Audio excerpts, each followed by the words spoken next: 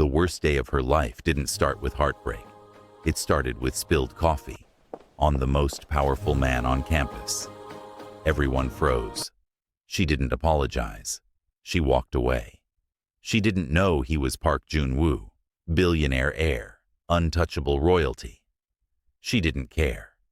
What she didn't know was that one careless moment would drag her into a world of obsession, power, sacrifice, and a choice that would cost everything. He chased. She refused. Until the night she discovered he secretly saved her brother's life, without asking for her body, or her gratitude. Then came the ultimatum. His family demanded he abandon her, or lose his empire. He chose her, and walked away from billions. But just when love felt real, her past returned, her ex, his enemies, and a final test that could destroy them both. So the question isn't, will they fall in love? The question is, when love costs money, family, and identity, who pays the price? Welcome to Afro K-Drama Tales Besties. Please like, share, and subscribe. The coffee hit expensive fabric before Jessica even registered what happened. She looked up from her phone to find the most gorgeous man she'd ever seen, staring down at his ruined white shirt, now decorated with a perfect brown splatter pattern. Around them, the university hallway went silent. Students stopped mid-step, mouths falling open like they were witnessing a crime. Oh. Jessica pulled napkins from her bag and thrust them toward him. You'll survive, Prince Charming. She stepped around him and kept walking toward her classroom. Behind her, someone gasped. Actual gasps, like she'd just insulted royalty. Which, based on the whispers now following her down the hallway, maybe she had. Did she just walk away from Joon-Woo Park? Is she crazy? Do you know who his family is? Jessica pushed through the business building doors and found an empty seat in the back. Her best friend McKenna slid in beside her 2 seconds later, eyes wide with excitement. Girl, do you know what you just did? Spilled coffee on some guy who probably has 10 more shirts exactly like that one at home. Jessica pulled out her laptop. Can we focus? This program cost me everything I had saved. McKenna grabbed her arm. That wasn't just some guy. That was Joon-Woo Park. His family owns half the luxury hotels in America. Every girl on this campus would donate a kidney just to have him look at them, and you just called him Prince Charming and walked away. Good for them. Jessica opened her textbook. I'm not here to chase boys. I'm here to build something for myself and my family, back home. The professor walked in, and McKenna finally stopped talking. Jessica tried to focus on the lecture about market analysis, but her mind kept drifting back to those eyes. Dark, surprised, and something else she couldn't quite name. Interest, maybe. Like she'd done something unexpected, and he wanted to understand it. She shook her head. Rich boys were all the same. They thought their money and looks meant everyone should fall at their feet. Her ex Chuma had taught her that lesson perfectly. Never again would she be the girl who got played while thinking she was special. Class ended, and Jessica headed to the library. She had 3 jobs lined up for the week and needed to organize her schedule around her classes. The scholarship covered tuition, but living expenses, books, and sending money home to her mother and little brother Tendai meant working every spare hour she had. She found her usual spot in the corner, pulled out her planner, and started mapping out her week. Tuesday and Thursday mornings at the campus bookstore. Wednesday and Friday evenings waiting tables at an Italian restaurant downtown. Weekends doing data entry for a local business. It would be tight, but she could make it work. Is this seat taken? Jessica looked up and nearly dropped her pen. Prince Charming himself stood there, holding 2 coffee cups and wearing a fresh shirt that probably cost more than her monthly rent. His black hair fell perfectly across his forehead, and his smile could have melted steel. The library has 200 other seats, but you're sitting in this one. He set one of the cups in front of her. Peace offering, caramel macchiato with extra foam. I asked around about what you like. You asked around about me? Jessica pushed the cup back toward him. That's not charming. That's creepy. His smile didn't fade. I'm Joon-Woo, and you're Jessica Chavez, transfer student from Mozambique, double major in business and finance, and according to campus legend, the only girl who's ever turned down 3 guys in one day. Try 5. The day's not over yet. She returned her attention to her planner. Now, if you'll excuse me, I have work to do. Have dinner with me. No. Just coffee then. Still no. A walk around campus. Jessica closed her planner and looked directly at him. He was beautiful. She'd give him that. High cheekbones, full lips, and a jawline that could cut glass.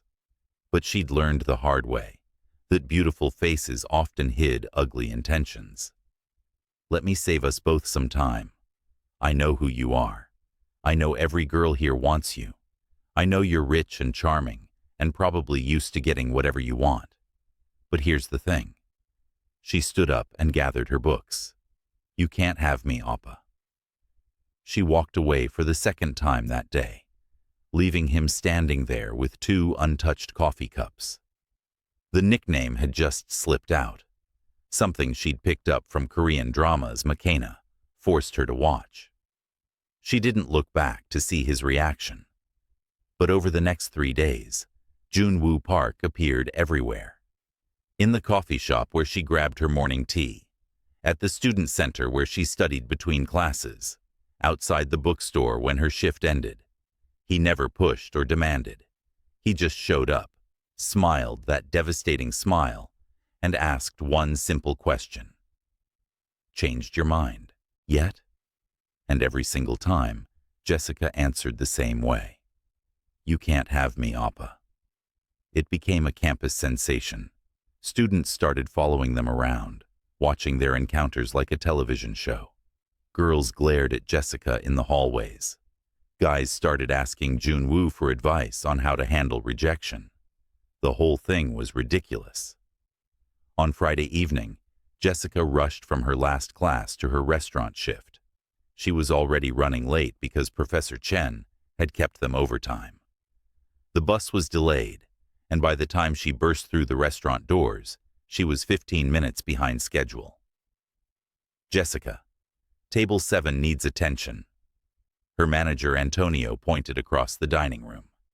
She grabbed her apron and order pad, then froze. Sitting at table 7, looking perfectly comfortable in his casual designer clothes, was Joon-Woo Park. Across from him sat another Korean guy, who had to be related to him based on the similar features and expensive taste in clothing. Jessica took a deep breath and approached the table. Good evening. I'm Jessica, and I'll be your server tonight. Can I start you with drinks?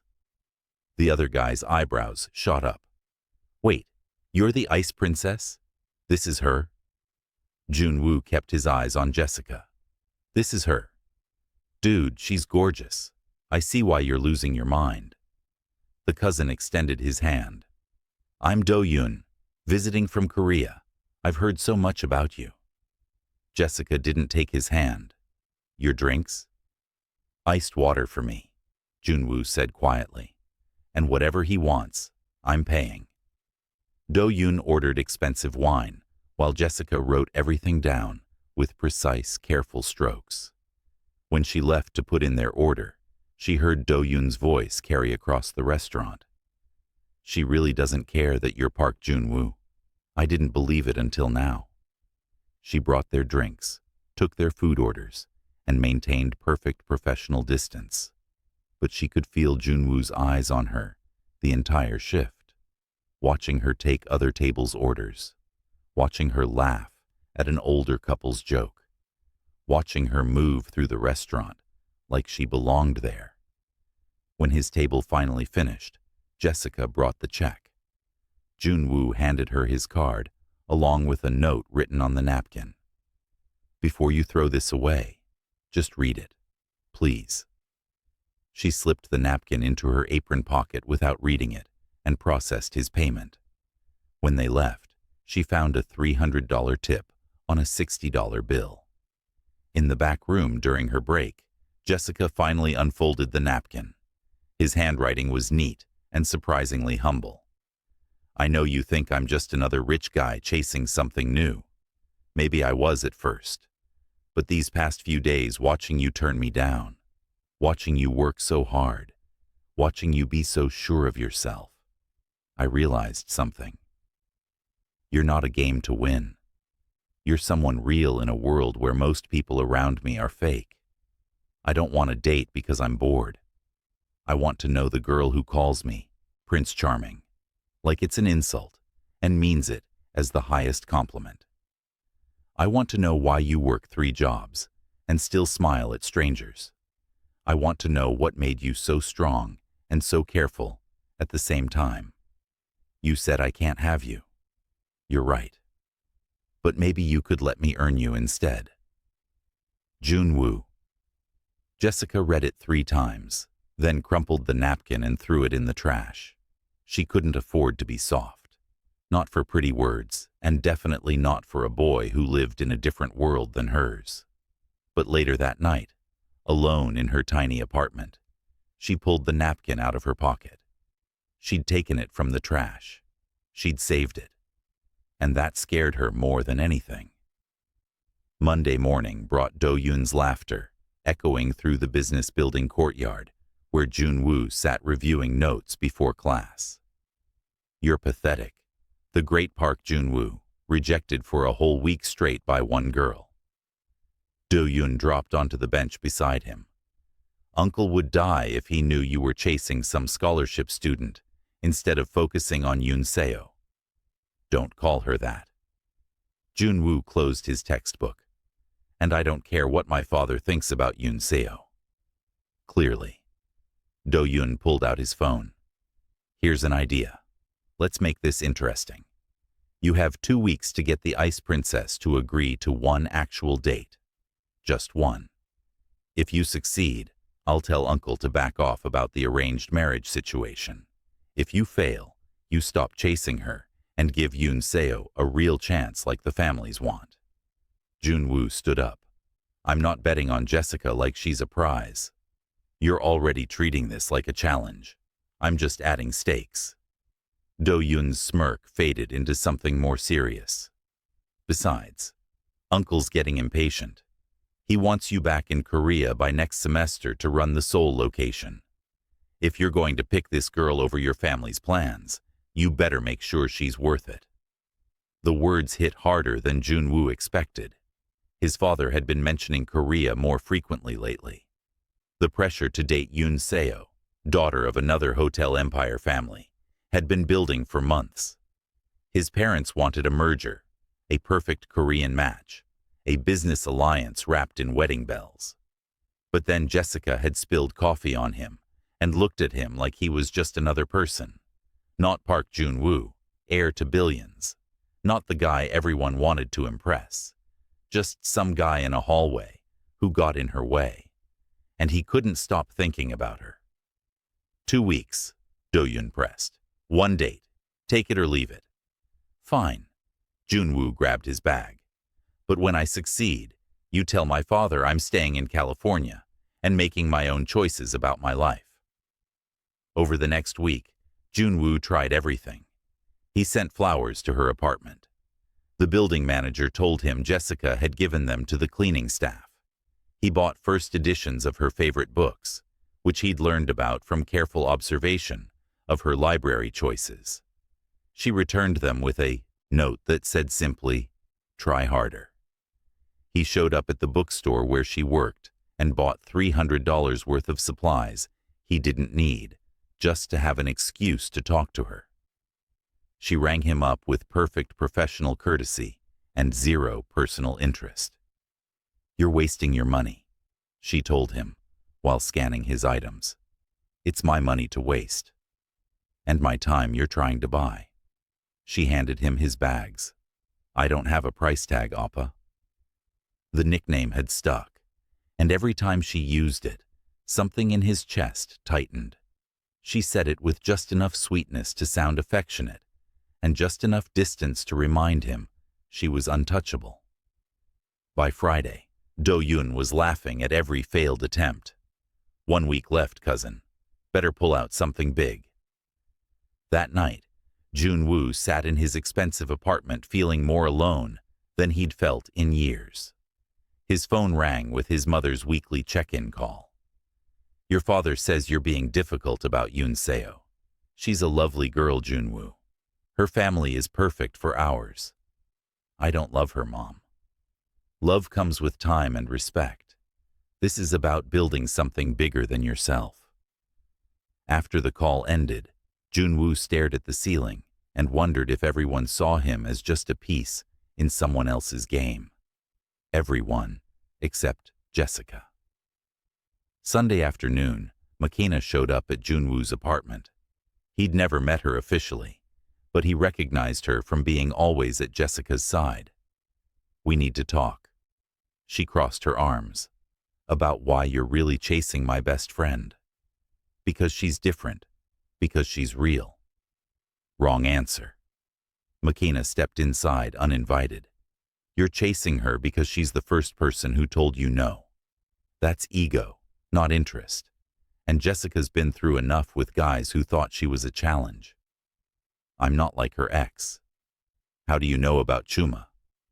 Makina's eyes narrowed. Have you been investigating her? I asked around. People talk. Then you know he destroyed her. Rich boy from a powerful family in Mozambique who swore she was different from all the other girls. Turned out he was dating 3 other women the entire time they were together. She found out at a party when all 3 showed up wearing jewelry he'd bought them. Makina moved closer. She came to America to start over, to build something for herself that no man could take away. So if you're just bored and looking for entertainment, walk away now before you hurt her. I would never hurt her. That's what they all say. Makina headed for the door, then paused. Her little brother Tendai is sick. Really sick. He needs medicine they can't afford back home. She's working herself into exhaustion, trying to send money. If you actually care about her, you'll help without making it about winning her over. After Makina left, Joon-Woo made 3 phone calls. 1 to his family's connections in Mozambique, 1 to a medical supply company, 1 to a private shipping service. By Monday morning, Tendai would have everything he needed, and Jessica would never know where it came from. Except she did know.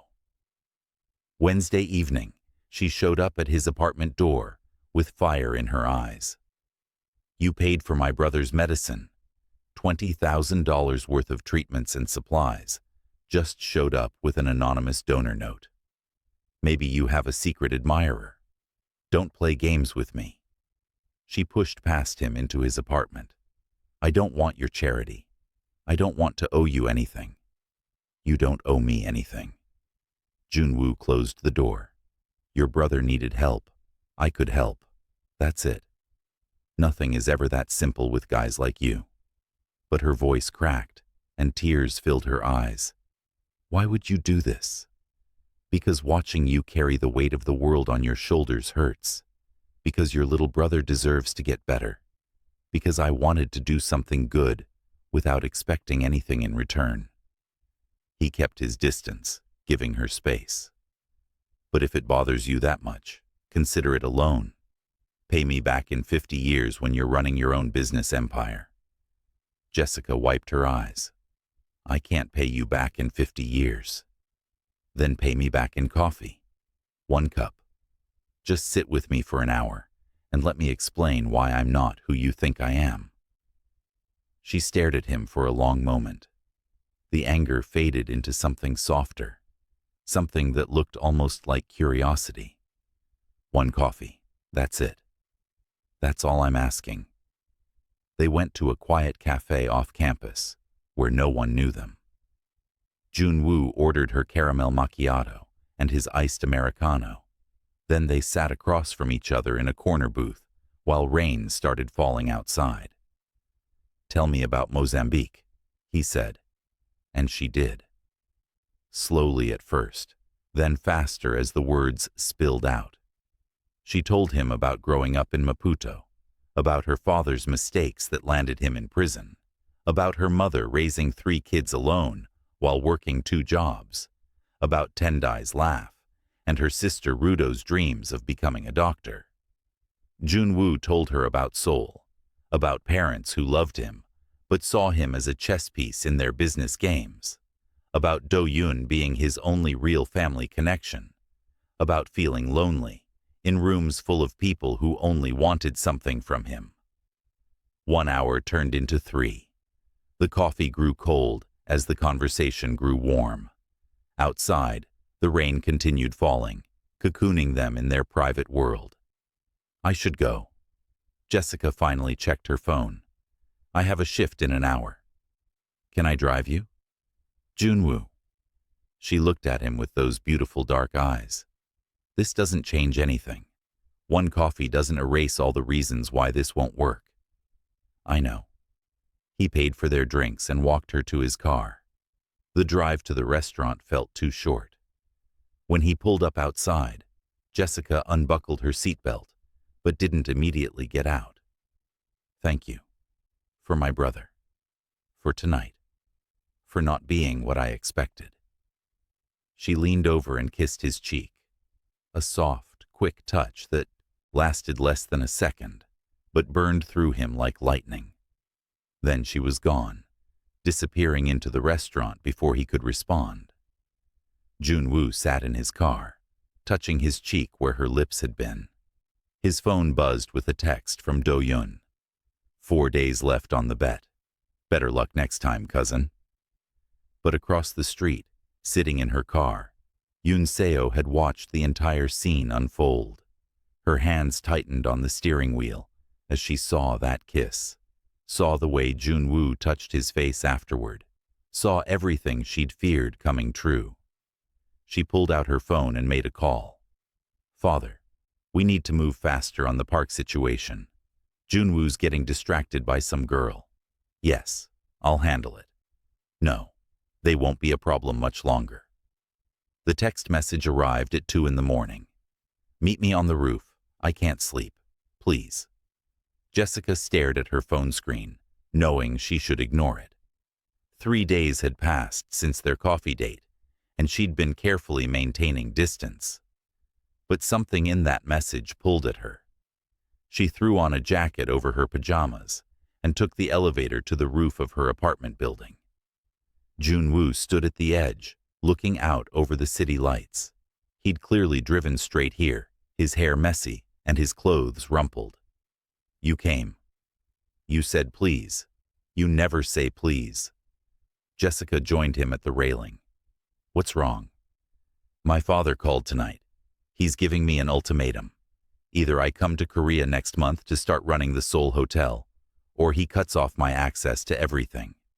My apartment, my car, my trust fund, all of it." Joon-Woo turned to face her. "He found out about you." "How?" Yoon-seo told him. "Apparently she's been tracking my movements and reporting back to my parents about the scholarship student I've been chasing." His jaw tightened. "She made you sound like you're trying to trap me for my money." "Maybe I should just stay away from you. Make all of this easier." "Is that what you want?" He moved closer, his voice dropping to barely a whisper. "Because I'll walk away right now, if that's what you actually want. But if there's any part of you that feels what I feel when we're together, don't let my father's threats or Yoon-seo's jealousy make that decision for us." Jessica's breath caught. The space between them felt electric. "What do you feel?" "Like I've been sleepwalking through my life until you spilled coffee on me and woke me up." His hand reached for her face, fingers barely touching her cheek. "Like every person I've ever met has been a blurry photograph until you appeared in sharp focus. Like I'd give up every dollar in my bank account just to keep hearing you call me Oppa in that way that makes my heart forget how to beat properly. That's not fair. But she didn't pull away from his touch. You can't say things like that. Why not? It's true. Because I'm trying very hard not to fall for you, and you're making it impossible. His smile was soft and real. Good. Stop trying so hard. He kissed her then, not soft and gentle like she'd expected, but deep and hungry, like a man who'd been starving and finally found food. His hands tangled in her hair, pulling her closer as she grabbed his shirt to keep from falling. The city lights blurred around them, and nothing existed except the taste of him and the feeling of being wanted, truly wanted, for the first time in years. When they finally broke apart, both breathing hard, Jessica pressed her forehead against his chest. This is crazy. We barely know each other. Then let's fix that. Joon-Woo tilted her chin up. Be with me. Really be with me. Let me take you to dinner, to movies, to midnight drives on the beach. Let me be your boyfriend, and you be my girlfriend, and let everyone else deal with their own problems. Your father will hate me. My father needs to learn that I'm not a child anymore. He kissed her forehead. I'm choosing you, Jessica. The question is whether you'll choose me back. She should have said no, should have walked away from the complications and the drama. But standing there in his arms, feeling safer than she'd felt in months, Jessica heard herself whisper, yes. They started dating in secret at first, trying to avoid campus drama. Study sessions in hidden corners of the library that turned into whispered conversations and stolen kisses.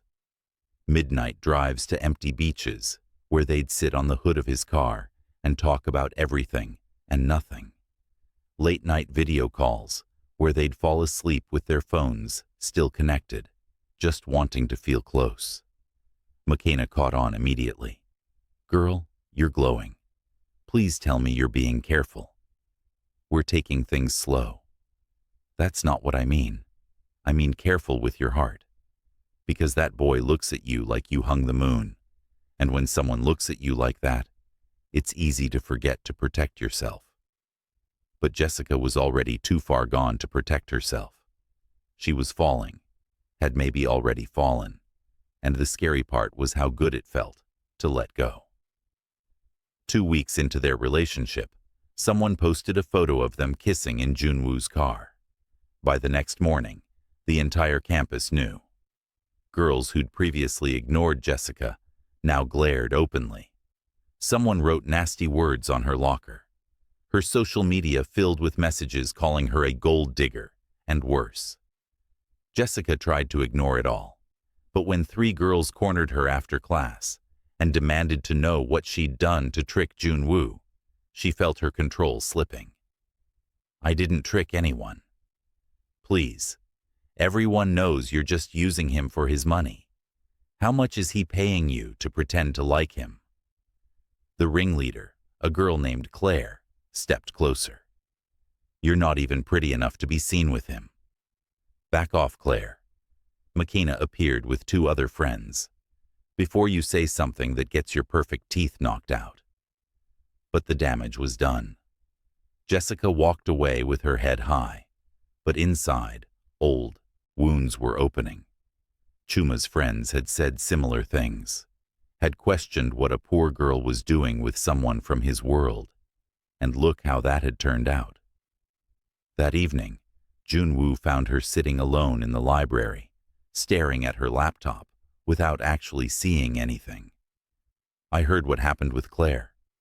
It's fine. It's not fine. He sat beside her. I'm going to talk to her. Don't.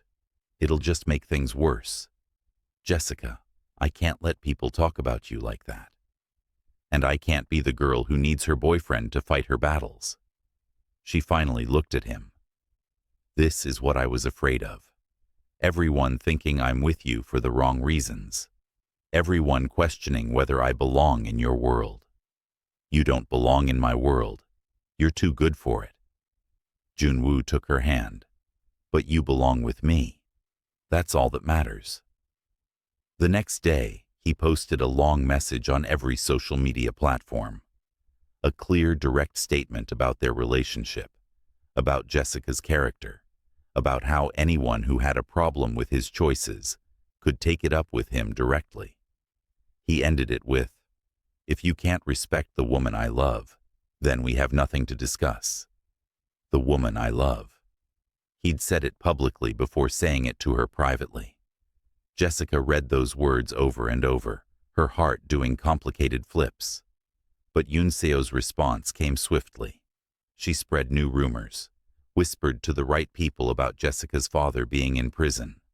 Within days, everyone knew about the criminal record, about the poverty, about every detail of Jessica's past she'd hoped to leave behind.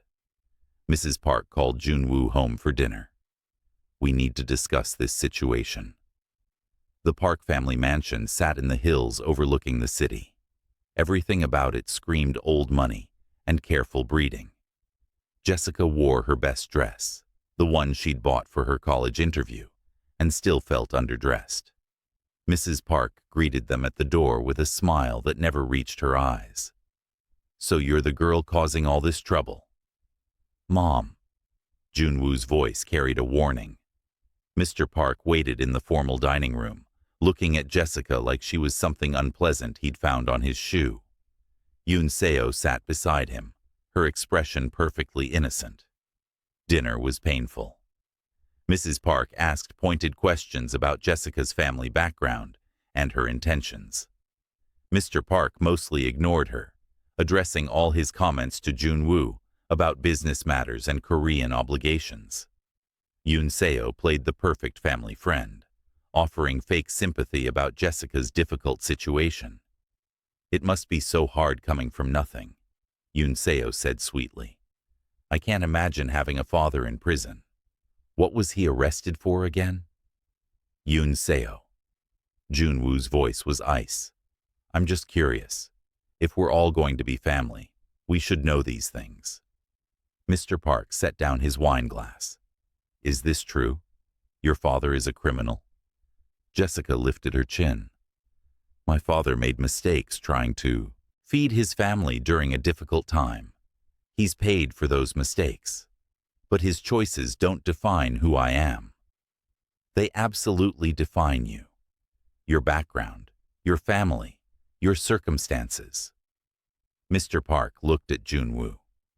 "This is what happens when you step outside your world. You find complications." "She's not a complication. She's the woman I'm building a future with." Mrs. Park laughed. Actually laughed. "Building a future? You're 24 years old. You don't know what love is. I know it's not whatever arrangement you're trying to force with Yoon Seo's family." The table went silent. Mr. Park's face hardened into stone. "I've given you everything. This education, this lifestyle, these opportunities. And you thank me by choosing some girl with nothing to offer over the future we've planned for you. She offers me something you never have, the freedom to be myself. Then be yourself without my money." Mr. Park stood up. "You have a choice to make. End this relationship and commit to taking over the Seoul Hotel with Yoon Seo as your wife. Or walk away from this family and everything that comes with it. You have until tomorrow morning to decide." Joon-Woo stood as well, pulling Jessica up beside him. "I don't need until morning. I choose her." He walked out holding Jessica's hand, leaving his family and his former life behind. In the car, neither of them spoke. Jessica watched tears slide down Joon-Woo's face while he drove, knowing each tear represented something he'd just given up for her. "Take me home," she whispered. "I am taking you home." "No, take me to my place. I need to be alone." "Jessica, don't shut me out. Not now." But she couldn't handle the weight of what he'd sacrificed. Couldn't handle knowing that loving her had cost him his entire family. "Please, just give me tonight to think." He dropped her off, and Jessica climbed the stairs to her apartment, with her heart breaking. She'd wanted to be chosen, but not like this. Not at the cost of everything he'd ever known. How long before he resented her for it? How long before she became the reason his life fell apart? Her phone buzzed with a message from an unknown number, a photo of her and Joon-Woo leaving the mansion. Below it, a message from Yoon-Seo. He'll come back to us eventually. They always do. You're just a phase. Jessica looked at that message for a long time. Then she made a decision that terrified her. She would prove them all wrong. Not by walking away, but by standing beside Joon-Woo and building something real. Something that didn't need his family's money or approval. Something that belonged only to them. She texted him back. Come over. We need to make a plan. Joon-Woo arrived at Jessica's apartment within 20 minutes, his eyes red but determined. She pulled him inside and wrapped her arms around him, letting him hold her like she was the only solid thing in a tilting world. I'm sorry, she whispered against his chest. I'm sorry. Choosing me cost you so much. Stop. You didn't cost me anything. They did. He pulled back to look at her. My father gave me an ultimatum. I made my choice. No regrets. But your apartment, your car, everything. I'll figure it out. We'll figure it out. He kissed her forehead. I've got savings they can't touch. Enough to get us started. Over the next week, Joon-Woo moved into a modest apartment across town. He traded his luxury car for a reliable used sedan. He got a job managing a small restaurant near campus. The transition from wealthy heir to regular working guy wasn't smooth. He burned dinner 3 times, trying to cook for himself. He had to learn how to do his own laundry. Simple things that Jessica had done her whole life became daily challenges, but they faced it together. Jessica taught him to budget and shop for groceries. He taught her Korean phrases and made her laugh with his attempts at cooking traditional dishes. They built something small and real in that tiny apartment. I like this version of you, Jessica told him one night while they washed dishes together. You're more relaxed, more yourself. I like this version of us. No pressure, no expectations. Just 2 people trying to figure out life. They fell into a rhythm. Study sessions that ended in kisses on his worn couch. Walks around the neighborhood where they'd hold hands and plan their future. Movie nights where they'd fall asleep tangled together, his arms wrapped around her like she might disappear if he let go. Their physical relationship grew slowly. Careful touches that became confident caresses. Kisses that deepened into something that left them both breathless and wanting more. One night, after studying for finals, Jessica looked at Joon-Woo across the textbooks scattered on his bed and made a decision. I want you. The words came out quieter than she intended. I want to be with you. Really be with you. His eyes darkened with understanding. Are you sure? We can wait. There's no rush. I'm sure. I trust you. She moved closer, her hand finding his face. I love you. I should have said it before, but I was scared. I'm not scared anymore. I love you too. So much it actually hurts sometimes. He kissed her softly. But I need you to be absolutely certain. Because once we cross this line, there's no going back for me. You'll have all of me. I want all of you. What followed was tender and intense. Joon-Woo took his time learning every part of her, his touches reverent and sure. Jessica discovered a confidence she didn't know she possessed, showing him without words how much she wanted this, wanted him. They moved together like they'd been designed to fit, 2 pieces finally finding their match. Afterward, lying wrapped in his sheets with his arms around her, Jessica felt something shift inside her chest. This wasn't just physical connection. This was soul deep. This was forever material.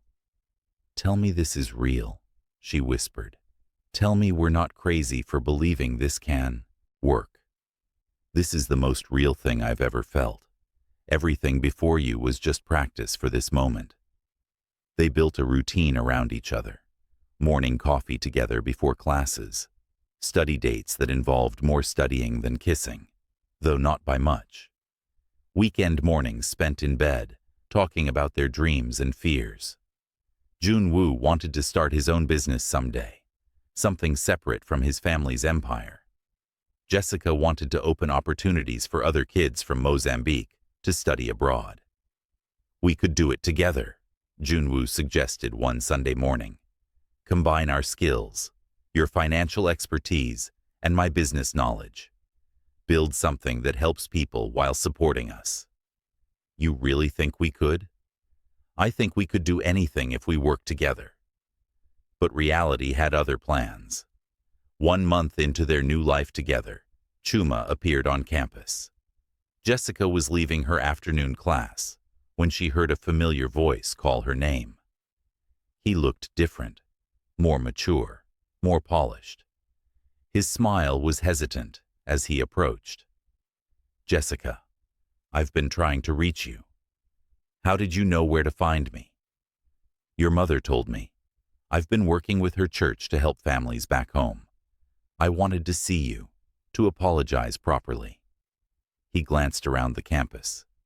"Can we talk? Just for a few minutes?"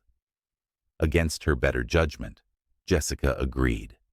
They sat on a bench near the library, far enough from her usual spots that she felt safe. "I'm sorry. For everything I did. For the lies, the cheating, for breaking your trust." Chuma's voice carried genuine regret. "I was young and stupid, and I didn't realize what I had until I lost you." "It's been over a year, Chuma. Why now?"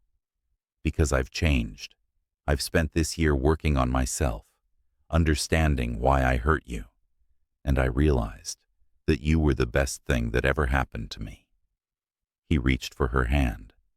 "I'm not asking you to forgive me right away, but maybe we could start again. Slowly. See if there's anything left of what we had." Jessica pulled her hand away. "There's someone else, someone who treats me the way I should have been treated from the beginning." "The Korean guy? Your mother mentioned him." Chuma's expression shifted. "Is he why you left home? Is he why you're trying so hard to forget where you came from?" "I'm not forgetting anything. I'm building something new. With someone who doesn't understand your culture or your background. Someone whose family probably looks down on you." Chuma leaned closer. "I know you, Jessica. I know you're proud and strong, but I also know how badly I hurt you. Let me make it right." From across the courtyard, Joon-Woo stood frozen. He'd come to surprise Jessica after her class, and found her deep in conversation with a guy who was clearly more than a stranger. The body language, the intensity, the way the guy looked at her like she was something precious he'd lost. Joon-Woo turned and walked away before Jessica could see him. His mind raced with insecurities he'd been pushing down. Maybe she was better off with someone from her own world. Maybe he was selfish for thinking their love could overcome everything. Maybe his father was right about complications. That evening, Jessica tried calling Joon-Woo repeatedly. He didn't answer. She showed up at his apartment, but he wasn't there. Panic set in as hours passed with no response to her messages. Finally, at midnight, she used her spare key to let herself into his apartment. He sat in the dark living room, staring at nothing. "Where have you been? I've been worried sick." "Who was that guy you were talking to today?" His voice was flat, emotionless. "His name is Chuma. He's my ex. He showed up out of nowhere wanting to apologize." It looked like more than an apology. It wasn't. "I told him about you. I told him there was nothing left between us. Jessica knelt in front of him. Why didn't you come talk to me? Because watching you with him made me realize something. You deserve someone who understands your world, someone whose family didn't reject you, someone who can give you stability instead of this. He gestured around the small apartment. Maybe I've been selfish keeping you tied to my mess. Don't you dare. Jessica grabbed his face, forcing him to look at her. Don't you dare give up on us because you saw me talking to my ex. Don't you dare assume you know what I need better than I do. Jessica, I gave up everything for you. My family, my money, my future. What if it's not enough? What if it's everything? Tears streamed down her face. What if losing all that stuff was what let me see the real you? The guy who burns rice trying to make me dinner. The guy who works double shifts so we can afford movie nights. The guy who holds me like I'm precious when we make love. That guy is enough. That guy is more than enough. I'm scared. I'm scared that one day you'll wake up and realize you could have had better.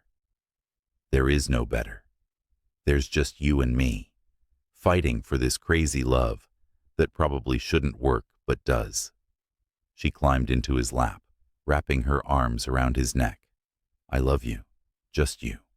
Not Chuma, not anyone else. Only you. He kissed her then, desperate and relieved. They stumbled to his bedroom, shedding clothes and insecurities along the way. Their lovemaking was different this time. Raw and urgent, like they were proving something to each other. Afterward, they lay tangled together in the darkness. I'm sorry I doubted us, Joon-Woo whispered against her hair. I'm sorry Chuma showed up and made you question things. But you need to trust me. Trust us. I do. I will. But the next morning brought a new crisis. Do-Yoon called with urgent news. Joon-Woo's father had been hospitalized with a heart attack. Despite everything, Joon-Woo's world shifted on its axis.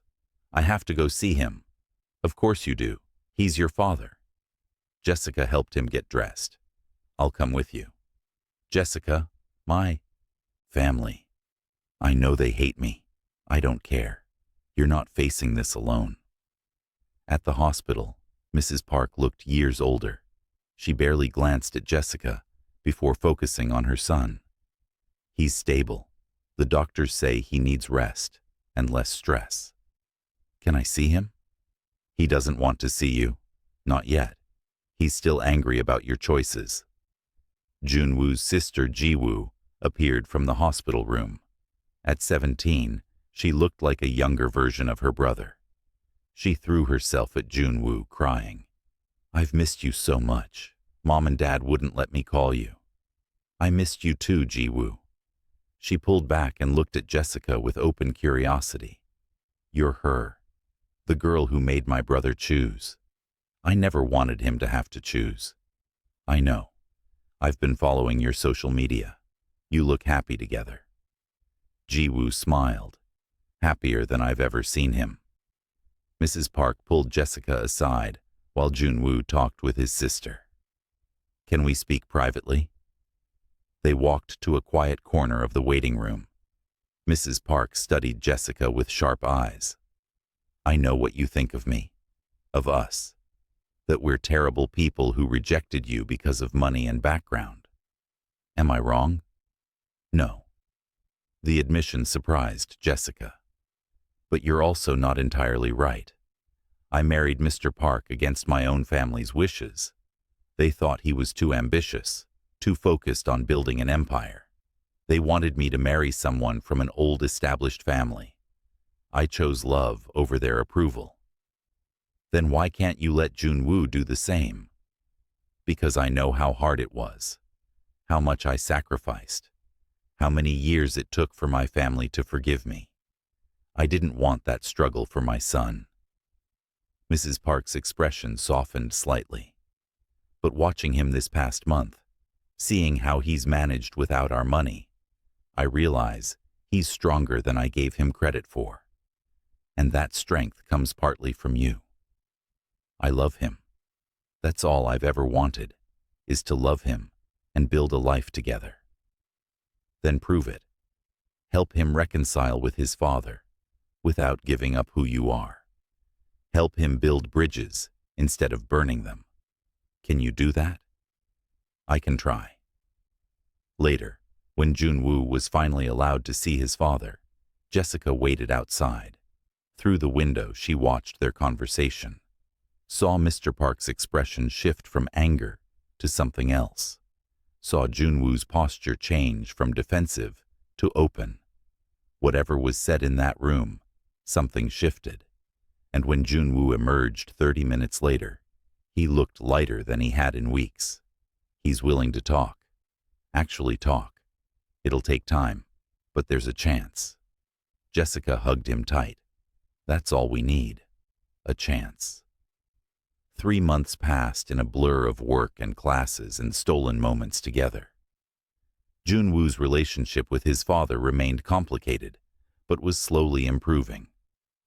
Mr. Park had agreed to meet for coffee once a week, neutral territory conversations, where they discussed business and life without the pressure of ultimatums. But money remained tight. Joon-Woo's restaurant salary covered his rent, and Jessica's 3 jobs barely covered hers. They had enough to survive, but nothing extra. Date nights became picnics in the park. Movies became streaming services shared with friends. But somehow, they were happier than ever. I have an idea, Jessica announced one evening while they cooked dinner together in his tiny kitchen. What if we combined our skills and started a business? Something small at first, a food truck maybe. A food truck? Joon-Woo paused mid-chop of vegetables. Think about it. Korean food is popular here, but what if we mixed Korean and African flavors? Created something unique that represents both our cultures. We could start small, build a following, and grow from there. The idea consumed them. They spent weeks researching, planning, and testing recipes in Joon-Woo's apartment. Korean barbecue tacos with peri-peri sauce, bibimbap bowls with Mozambican spices, kimchi samosas. Each dish told the story of their love, 2 worlds blending into something delicious. Do-Yoon visited and became their first investor. This is actually brilliant. I'll put in 10,000 to help you get started, but I want 15% of the business. Deal. Joon-Woo shook his cousin's hand. They found a used food truck for sale, spent 3 weeks fixing it up and painting it with bright colors that caught attention. The name across the side read, "Sold to Maputo," in bold letters. Their tagline, "Where Korea meets Africa." Opening day terrified Jessica. What if no one came? What if their fusion food was too weird? What if they'd invested everything into an idea that would fail? But by noon, a line stretched around the block. Students, professionals, families, all curious about this unique food combination. By closing time, they'd sold out completely. We did it. Jessica collapsed against Joon-Woo in the truck after the last customer left. We actually did it. You did it. This was your idea. He kissed her forehead. I'm just lucky enough to be along for the ride. The food truck became their life. Morning preparations, lunch rush at campus, dinner service at different locations around the city. They worked side by side, learning each other's rhythms, building something that belonged only to them. Money started coming in. Not a lot at first, but enough to breathe, enough to start saving, enough to dream bigger. But the hours were brutal. Jessica dropped one of her other jobs to focus on the truck, but between classes and the business, she barely slept. Joon-Woo wasn't much better. Dark circles appeared under his eyes. They were building something amazing, but the cost was their time together.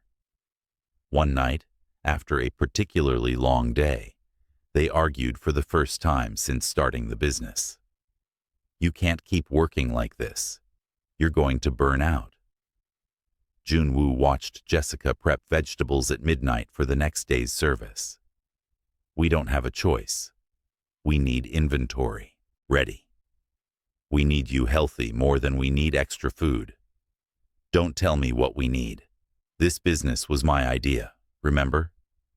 Our business, our idea, which means I get a say in how we run it. Jessica threw down her knife. You want to run it? Fine. You do all the prep tomorrow. I'll just show up and smile at customers. That's not what I meant, and you know it. They stood on opposite sides of the small kitchen, both exhausted and frustrated. Then Joon-Woo started laughing. What's so funny? We're having our first real business fight, like an actual couple running an actual company. He moved toward her. This is real, Jessica. We're really doing this. The anger drained away. We're really doing this. They held each other in that small kitchen, remembering why they'd started this crazy journey. Not just for money or success, but to build something together. Something that proved their love could create beauty. That night, they made love in his apartment with a new understanding between them. They were partners in every sense. Equal, committed, building toward a future that belonged to them alone. 4 months into running the truck, they got an offer that changed everything. A food blogger with millions of followers featured them in a video that went viral. Within a week, lines at their truck stretched around blocks. Within a month, they were turning away customers. A restaurant investor named Marcus approached them with an offer. I want to help you expand. Open actual restaurants, not just a truck. I'll invest $500,000 for 30% of the company. Jessica and Joon-Woo looked at each other across the table where Marcus had laid out contracts and projections. This was it. The moment that could change everything. Can we think about it? Joon-Woo asked. Take a week, but I need an answer soon. Other opportunities are coming my way. They spent that week analyzing every aspect of the deal. The risks, the rewards, the ways it could go right or wrong. Do-Yoon flew back from Korea to help them understand the legal aspects. McKenna organized focus groups with customers to gauge demand. On the 6th day, Ji-Woo called Joon-Woo with unexpected news. Dad wants to see you, both of you, at the house. He says it's important. The Park mansion looked exactly as Jessica remembered, intimidating and perfect. But this time, Mrs. Park greeted them with genuine warmth. Come in. Your father has something to discuss. Mr. Park sat in his study, looking healthier than he had at the hospital. He gestured for them to sit. I've been following your business, the food truck, the viral video, the investor interest. I'm impressed. He looked directly at Joon-Woo. You've proven you can succeed without my money or my name. You've built something real. Thank you, Father. Which is why I'm making you an offer. Don't take Marcus's deal. Take mine. I'll invest the same amount for 25%, and I'll provide business consulting and connections. But more importantly, I'll be investing in my son's success, not trying to control it. Jessica spoke before Joon-Woo could respond. Why? What changed? Mr. Park turned his attention to her. You did. I've spent months watching how you've influenced my son. You didn't trap him or manipulate him. You challenged him to be better, to work harder, to build something meaningful. That's not what I expected from you. You expected me to fail. I expected you to leave when things got difficult, when the money dried up and life got hard. But you didn't. You stayed and fought beside him. That's worth more than any business merger or arranged marriage. Mr. Park stood and extended his hand to Jessica. I was wrong about you. I apologize. Jessica shook his hand, feeling years of tension finally release. Thank you. They discussed the details of Mr. Park's investment, better terms than Marcus had offered, plus family support and business connections. But most importantly, respect. Real respect for what they'd built together. There's one more thing. Mrs. Park appeared in the doorway. Do-yoon told us what Yoon Seo did, how she lied and manipulated the situation. Her family has been informed, and they've cut business ties with us. She won't be bothering you anymore. On the drive home, Jessica and Joon-Woo sat in comfortable silence. They'd won. Not just the business deal, but acceptance. Recognition that their love was worth fighting for. I can't believe your father apologized to me. I can't believe we're about to open our first real restaurant. Joon-Woo squeezed her hand. This is really happening. We're really happening. That night, they celebrated in his apartment. No fancy dinner, no expensive champagne. Just the two of them, tangled together in sheets that had seen them through the worst and best times of their relationship. I love you, Jessica whispered against his chest. I love the life we're building. I love you more. I love that you never gave up on us, even when I doubted. We're forever material, remember? You said that the first night we made love. I meant it then. I mean it even more now. They fell asleep wrapped around each other, dreaming of restaurants and success, and the beautiful future they were creating together. Outside, the city lights twinkled like promises being kept. 1 year later, Seoul to Maputo had 3 locations across California. The original food truck still operated on weekends for nostalgic customers who remembered where it all started. Jessica had graduated with honors and now managed the business side, while Joon-Woo oversaw operations and menu development.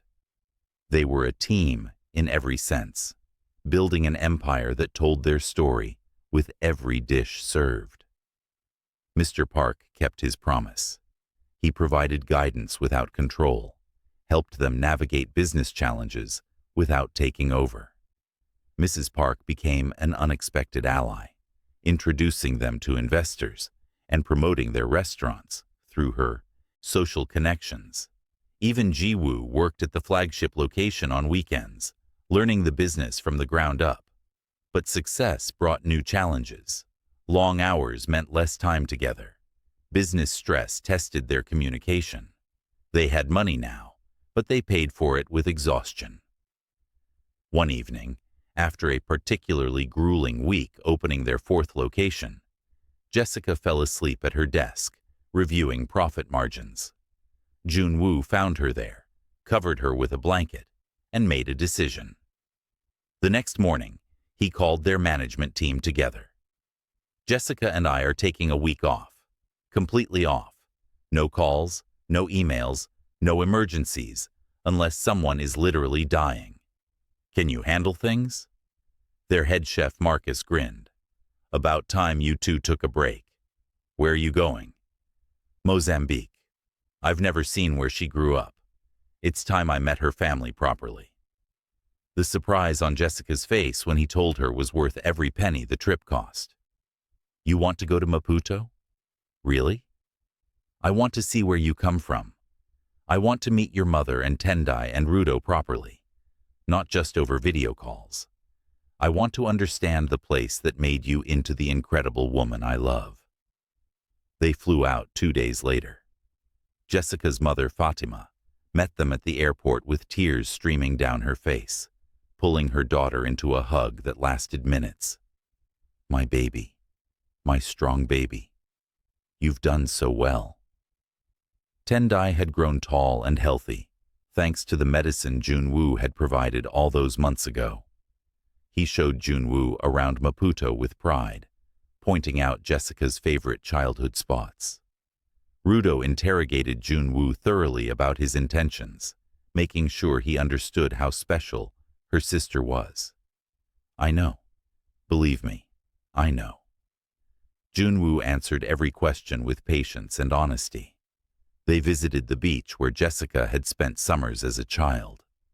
The sun setting over the Indian Ocean painted everything gold and pink. They walked along the sand hand in hand, letting the water wash over their feet. "This is where I used to dream about my future," Jessica said quietly. "I'd sit right here and imagine what my life could become if I worked hard enough, if I believed in myself enough." Did those dreams include a stubborn Korean guy who wouldn't take no for an answer? No. They included something better. They included real love. The kind that makes you stronger instead of smaller. The kind worth fighting for. She stopped walking and turned to face him. "Thank you for being my unexpected dream come true." Joon-Woo dropped to one knee right there in the sand. Jessica's breath caught as he pulled out a ring that combined Korean and African design elements, a fusion piece that represented their entire relationship. "You told me I couldn't have you, Oppa. But the truth is, I was yours from the moment you handed me those napkins and walked away like I didn't matter. Except I realized immediately that you mattered more than anyone I'd ever met. You challenged me to be better. You showed me what real partnership looks like. You built an empire with me from a tiny food truck and never once made me feel less than equal." His voice cracked with emotion. "Jessica Chavez, will you marry me? Will you keep building this beautiful life with me? Will you be mine forever, in every way that counts?" "Yes." The word came out as a sob. "Yes. 1,000 times yes." He slipped the ring onto her finger and stood, lifting her into his arms and spinning her around, while the sunset painted them in gold.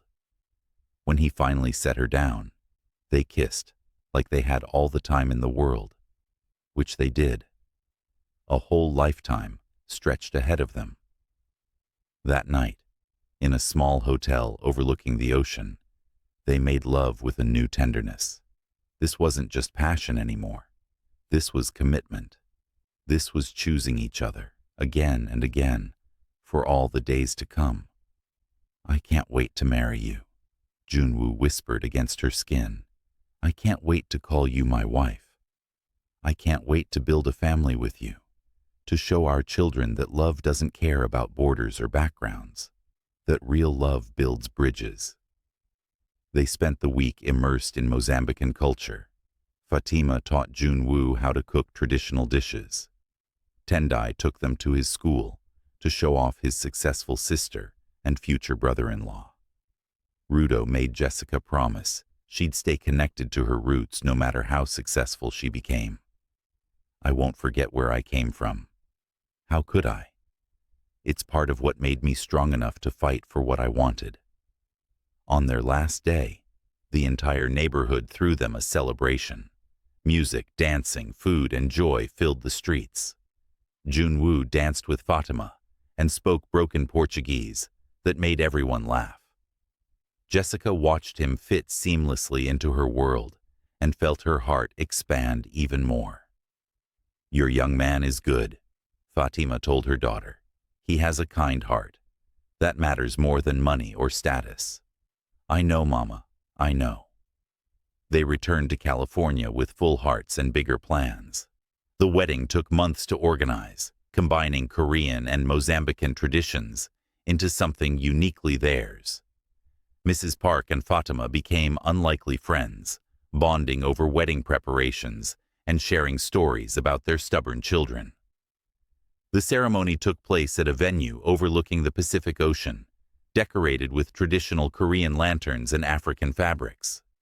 Jessica wore a custom dress that incorporated both cultures, white silk with African beadwork and Korean embroidery. Joon-Woo wore a traditional hanbok, redesigned with Mozambican colors. Do-Yun served as best man, tears streaming down his face during the vows. Makena stood beside Jessica, gripping her bouquet and crying happy tears. Ji-Woo and Rudo were bridesmaids, already becoming close friends, despite living continents apart. When the officiant asked for vows, Joon-Woo spoke first. "Jessica, you taught me that real strength isn't about money or status. It's about character and courage. You showed me what it means to fight for something worth having. I promise to be your partner in every adventure, to build dreams with you, to love you in the hard times and the easy times, to be the man you deserve every single day."